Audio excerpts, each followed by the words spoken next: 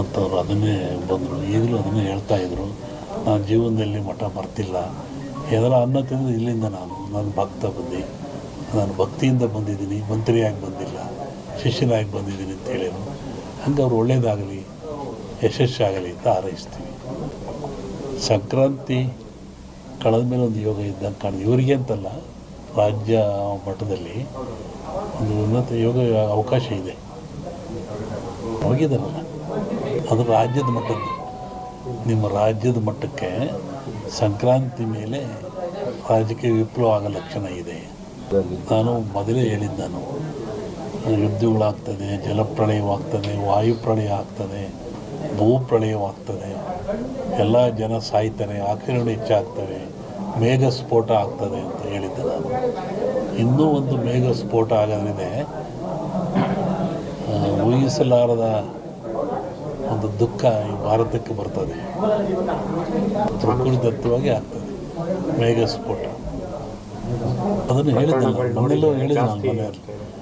ಒಟ್ಟಿಗೆ ಜನಜೀವನ ಅಸ್ಥಿರ, ಯಾವಾಗ ಮನೆಗೆ ಬರ್ತಾನೆ ಹೋಗ್ತಾನೆ ಅಂತ ಹೇಳೋದು ಕಷ್ಟ. ಅಸ್ಥಿರ ಇನ್ನೂ ಜಾಸ್ತಿ ಆಗ್ತದೆ. ಅದು ಅದರಲ್ಲಿ ಅರಸನಾಲಯಕ್ಕೆ ಕಾರ್ಮೋಡ ಕವಿದೀತು. ಅದು ರಾಜ್ಯಕ್ಕೂ ಇದೆ, ಸೆಂಟ್ರಲ್ಗೂ ಇದೆ. ಹಿಂದೆ ಹೇಳಿದ್ದು 2-3 ಜನ ಪ್ರೈಮ್ ಮಿನಿಸ್ಟರ್ ಕೊಲೆ ಆಗ್ತಾರೆ, ಸಾಯ್ತಾರೆ ಅಂತ. ಅದು ಆಗ್ತದೆ. ಸಂವತ್ಸರ ಪರದಲ್ಲಿ ಕಷ್ಟ, ಒಳ್ಳೆ ಲಕ್ಷಣ. ದ್ವೇಷ, ಅಸೂಯೆ, ಈ ಮಧ್ಯೆ ಒಂದಿಬ್ಬರು ಬಲಿ ಆಗ್ತಾರೆ. ಹೇಳಿದ್ದಲ್ಲ, ಸಂಕ್ರಾಂತಿ ಮೇಲೆ ವಿಪ್ಲವ ಆಗೋ ಲಕ್ಷಣ ಇದೆ. ಇಲ್ಲ ಸರ್, ಸಿದ್ದರಾಮಯ್ಯಗೆ ತೊಂದರೆ ಇಲ್ಲ. ಮೂಡ ಬರುತ್ತೆ, ಮೂಡ ಹೋಗುತ್ತೆ ಅಷ್ಟೆ. ಏನು ಆಶೀರ್ವಾದ ಬಂದರೆ ಆಶೀರ್ವಾದ ಆಗ್ತದೆ. ಹೇಳ್ತೀನಿ, ಜಗತ್ತಿನ ಸುದ್ದಿ ಈಗಲೂ ಇದೆ. ಅವಾಗ ಸಂಕ್ರಾಂತಿ ಒಳಗೆ ಮೇಘ ಸ್ಫೋಟ ಅಂದಲ್ಲ, ರಾಜಕೀಯ ವಿಪ್ಲವ ಇನ್ನೊಂದು ಸತಿ ಥರ ಆಕ್ಸಿಡೆಂಟು ಆಗೋ ಲಕ್ಷಣ ಇದೆ. ಅದು ಹೇಳಿದೆ, ಫ್ಲೋಟ್ ಮೇಘ ವಾಯು ಫ್ಲೈಟ್ದೆಲ್ಲ ಹೇಳಿದ್ದಲ್ಲ, ಫ್ಲೈಟ್ ಬಿತ್ತು, ಜನ ಸಾಯ್ತಾರೆ, ಮರಣ ಆಗ್ತದೆ, ಜಲಪ್ರಳಯವಾಗ್ತದೆ, ಸಮುದ್ರದಲ್ಲಿ ಆಗ್ತದೆ ಎಲ್ಲ ಹೇಳಿದ್ದಲ್ಲ, ಆಗ್ತದೆ. ಇನ್ನೊಂದು ಶ್ರಾವಣದಲ್ಲಿ ಹೇಳ್ತೀನಿ, ಜನವರಿ ಒಳಗೆ ಒಂದು ದೊಡ್ಡ ಆಘಾತ ಆಗೋ ಲಕ್ಷಣ ಇದೆ ಇಂಡಿಯಾಕ್ಕೆ. ಸೂಳೆಯ ಮಗನುಟ್ಟಿ, ಇದನ್ನು ಇಟ್ಕೊಂಡಿದ್ವಿ, ಪರಿಹಾರ ಮುಂದೆ ಹೇಳ್ತೀನಿ. ಸೂಳೆಯ ಮಗನುಟ್ಟಿ ಆಳುವನು ಮುನಿಪುರವ, ಯುದ್ಧವಿಲ್ಲದ ಮಡಿಯೇ ಪುರವಲ್ಲ ಕೂಡಾದೀತು. ಇದು ಹಾಕ್ರಿ, ಇದು ರಿಸಲ್ಟ್ ಹೇಳ್ತೀನಿ, ಆಮೇಲೆ ಬಿಡಿಸಿ ಹೇಳ್ತೀನಿ ಅದನ್ನು ಏನಂತ. ಇನ್ನೊಂದು, ಅಕಾಲದಲ್ಲಿ ಮಳೆ ಬಂದರೆ ಸಕಾಲದಲ್ಲಿ ಮಳೆಗೆ ತೊಂದರೆ ಆಗ್ತದೆ. ಮುಂದೆ ಬೇಕಾದಾಗ ಮಳೆ ಬರಲ್ಲ. ಈಗ ಬಂದುಬಿಡಿತಲ್ಲ, ಮುಂದೆ ಒಳ್ಳೆ ಬಿತ್ತನೆ ಕಾಲ, ಬೆಳೆ ಕಾಲ, ಬೇಕಾದಾಗ ಬರಲ್ಲ. ಅಕಾಲದಲ್ಲಿ ಮಳೆ ಬಂದರೆ ಸಕಾಲಿ ತೊಂದರೆ ಆಗ್ತದೆ. ಈ ಸರಿ ಅಂಥದ್ದು ಏನಿಲ್ಲ, ಸಮತೋಲನ ಆಗ್ತದೆ. ಇನ್ನೂ ಜಲಪ್ರಳಯ ಇದೆ, ರಾಜ್ಯದಲ್ಲಿ ಜಲಪ್ರಳಯ ಇದೆ. ಇಡೀ ಭಾರತ, ಇವು ಜಗತ್ತಿಗೆ ಇದು. ಸಾಗರದಲ್ಲಿ ಒಂದು ಅಚ್ಚರಿಯ ಸಂಗತಿ ಕಾಣುತ್ತೆ. ಜಲಸ್ಫೋಟ ಅಂತ ಹೇಳಿದ್ದೆ ನಾನು, ಅಲ್ಲಿ ಒಂದು ಆಗ ಲಕ್ಷಣ ಇದೆ. ಈ ಎರಡು ಸೇರಿ ಮನುಷ್ಯರೇ ಮಾಡೋದಲ್ಲಿ ಕೆಲವೊಂದು ಹೇಳೋಕ್ಕೆ ಹೆದರಿಕೆ ಆಗುತ್ತೆ. ಪರಿಹಾರ ಏನೆಲ್ಲ, ಭಗವಂತನ ಧ್ಯಾನ ಮಾಡಬೇಕು ಅಷ್ಟೇ. ಯಾವ ಪೂಜೆ ಪುರಸ್ಕಾರದಿಂದ ಏನು ಉಪಯೋಗ ಆಗಲ್ಲ. ನೇರವಾಗಿ ಭಗವಂತನ ಧ್ಯಾನ ಮಾಡೋದೇ ಮುಖ್ಯ. ನೆನೆಸ್ಬೇಕು ಭಗವಂತ. ಸೂಳೆಯ ಮಗನುಟ್ಟಿ ಆಳುವನು ಮುನಿಪುರವ, ಯುದ್ಧವಿಲ್ಲದ ಮಡಿಯೇ ಪುರವಲ್ಲ ಕೂಡಾದೀತು. ವಿಷ್ಣು ವಾಮಾವತಾರದಲ್ಲಿ ವಾಮನ ಭೂಮಿ ಕೇಳಿದ, 3 ಅಡಿ ಭೂಮಿ ಕೇಳಿದ, ಎಲ್ಲ ಉಳಿತು. ಅಮೇರಿಕಾ ದೇಶದಲ್ಲಿ ಅಲ್ಲೇ ತುಳಿದವನ್ನ ವಾಮನ ವಿಷ್ಣು ವಾಮಾವತಾರದಲ್ಲಿ ಬಲಿಯ. ಅದನ್ನು ಮುನಿಪುರ ಅಂತ ಕರೆದರು. ಏನ್ಸಂಡ್ ಇಂಡಿಯಾ ಹಿಸ್ಟ್ರಿ ಒಳಗೆ ಅಮೇರಿಕವನ್ನು ಮುನಿಗೆ ದಾನ ಕೊಟ್ಬಿಟ್ಟನಲ್ಲ ಅವನು, ವಾಮನಿಗೆ ದಾನ ಕೊಟ್ಟನಲ್ಲಪ್ಪ, ಅದು ಮುನಿಪುರ ಅಂತ. ಯುದ್ಧವಿಲ್ಲದ ಮಡಿಯ ಪುರವಲ್ಲ ಕೂಡಾದೀತು ಅಂತ. ಮುನಿಪುರ ಅಂದರೆ ಅಮೇರಿಕವನ್ನು ಮುನಿಪುರ ಅಂತ ಕರೀತಾರೆ. ಅದು ಅಮೇರಿಕ ಒಂದು ದೇಶದಾಗೆಲ್ಲ ಎಲ್ಲರೂ ಸೇರ್ಕೊಂಡ್ರದಲ್ಲಿ. ಶ್ರಾವಣದ ಮೇಲೆ ಹೇಳ್ತೀನಿ. ನೋಡು ಹೇಳಿದ್ದೀನಿ, ಇನ್ನೂ ನೋಡ್ತಿರ್ಬೇಕಾರೆ. ಹಿಂದೆಲ್ಲ ಹೇಳಿದ್ನಲ್ಲ, ಮೊನ್ನೆ ಹೇಳಿದ್ದೆ, ಕೆಲವು ಮುಳುಗ್ತವೆ ದೇಶಗಳು, ಕೆಲವು ಹೇಳ್ತವೆ, ಹೊಸ ರಾಜ್ಯಗಳು ಉತ್ಪತ್ತಿ ಆಗ್ತವೆ ಅಂತ ಮೊನ್ನೆ ಹೇಳಿದ್ನಲ್ಲ. ಮತ್ತು ಮದ್ದಿಲ್ಲದ ಕಾಯಿಲೆ ಬರುತ್ತೆ, 5 ವರ್ಷ ಇರುತ್ತೆ ಕಾಯಿಲೆ ಅದು.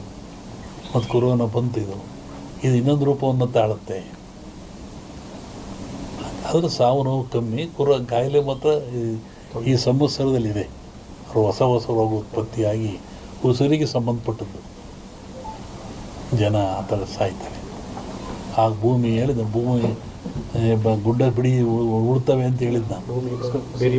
ಬೆರೆಯುತ್ತೆ, ಉಳುತ್ತವೆ, ಸಮುದ್ರ ಜಲಬಾಧೆ, ಜನ ಸಾಯ್ತಾರೆ ನಮ್ಮನ್ನು ಹೇಳಿದ್ನಲ್ಲ. ಹೇಳಿ. ಸಚಿವರು ಭೇಟಿ ಕೊಟ್ಟವರು, ಕೇಂದ್ರ ಸಚಿವರಾದ ಅವರು ಸೋಮಣ್ಣವರು ಸುಮಾರು 30-40 ವರ್ಷಗಳಿಂದ ಇಲ್ಲಿಗೆ ಬರ್ತಾ ಇದ್ದಾರೆ. ಅವರು ಏನೂ ಅಧಿಕಾರದಲ್ಲೇ ಇದ್ದಾಗ, ಜನತಾ ಬಜಾರ್ನಲ್ಲಿ ಕೆಲಸ ಮಾಡ್ತಿದ್ದಾಗ ಇಲ್ಲೇ ಬಂದು ಉಳ್ಕೊಂಡು ಹೋಗ್ತಾಯಿದ್ರು. ಅವಾಗಿನಿಂದ ಮಠದ ಮೇಲೆ ಭಕ್ತಿಯಿಂದ ನಡ್ಕೊಳ್ತಾ ಇದ್ದಾರೆ.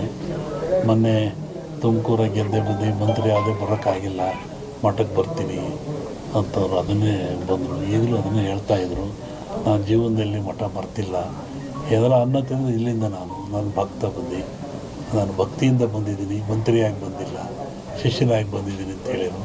ಹಂಗೆ ಅವ್ರು ಒಳ್ಳೆಯದಾಗಲಿ, ಯಶಸ್ಸಾಗಲಿ ಅಂತ ಹಾರೈಸ್ತೀವಿ. ಸಂಕ್ರಾಂತಿ ಕಳೆದ ಮೇಲೆ ಒಂದು ಯೋಗ ಇದ್ದಂಗೆ ಕಾಣಿದೆ. ಇವರಿಗೆ ಅಂತಲ್ಲ, ರಾಜ್ಯ ಮಟ್ಟದಲ್ಲಿ ಒಂದು ಉನ್ನತ ಯೋಗ ಅವಕಾಶ ಇದೆ. ಹೋಗಿದ್ದಾರಲ್ಲ, ಅದು ರಾಜ್ಯದ ಮಟ್ಟದ್ದು. ನಿಮ್ಮ ರಾಜ್ಯದ ಮಟ್ಟಕ್ಕೆ ಸಂಕ್ರಾಂತಿ ಮೇಲೆ ರಾಜಕೀಯ ವಿಪ್ಲವ ಆಗೋ ಲಕ್ಷಣ ಇದೆ. ನಾನು ಮೊದಲೇ ಹೇಳಿದ್ದೆ, ಯುದ್ಧಗಳಾಗ್ತದೆ, ಜಲಪ್ರಳಯವಾಗ್ತದೆ, ವಾಯುಪ್ರಳಯ ಆಗ್ತದೆ, ಭೂಪ್ರಳಯವಾಗ್ತದೆ, ಎಲ್ಲ ಜನ ಸಾಯ್ತಾರೆ, ಆಕ್ರಮಣ ಹೆಚ್ಚಾಗ್ತವೆ, ಮೇಘ ಸ್ಫೋಟ ಆಗ್ತದೆ ಅಂತ ಹೇಳಿದ್ದೆ ನಾನು. ಇನ್ನೂ ಒಂದು ಮೇಘ ಸ್ಫೋಟ ಆಗೋದ್ರಿದೆ, ಊಹಿಸಲಾರದ ಒಂದು ದುಃಖ ಈ ಭಾರತಕ್ಕೆ ಬರ್ತದೆ. ಪ್ರಕೃತಿದತ್ತವಾಗಿ ಆಗ್ತದೆ ಮೇಘ ಸ್ಫೋಟ. ಅದನ್ನು ಹೇಳಿದ್ನಲ್ಲ, ಮನೆಯಲ್ಲೂ ಹೇಳಿದ್ದೆ ನಾನು ಮನೆಯಲ್ಲಿ. ಒಟ್ಟಿಗೆ ಜನಜೀವನ ಅಸ್ಥಿರ, ಯಾವಾಗ ಮನೆಗೆ ಬರ್ತಾನೆ ಹೋಗ್ತಾನೆ ಅಂತ ಹೇಳೋದು ಕಷ್ಟ. ಅಸ್ಥಿರ ಇನ್ನೂ ಜಾಸ್ತಿ ಆಗ್ತದೆ. ಅದರಲ್ಲಿ ಅರಸನಾಲಯಕ್ಕೆ ಕಾರ್ಮೋಡ ಕವಿದೀತು.